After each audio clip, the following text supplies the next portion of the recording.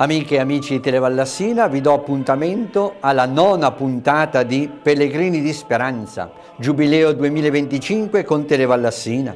Puntata dedicata al Giubileo dei sacerdoti che si vivrà a Roma con il Santo Padre Papa Leone XIV da mercoledì 25 a venerdì 27 giugno 2025, solennità del Sacratissimo Cuore di Gesù e giornata mondiale di preghiera per la santificazione dei sacerdoti, giornata che si celebra ogni anno in concomitanza con la solennità del Sacratissimo Cuore di Gesù per volere di San Giovanni Paolo II.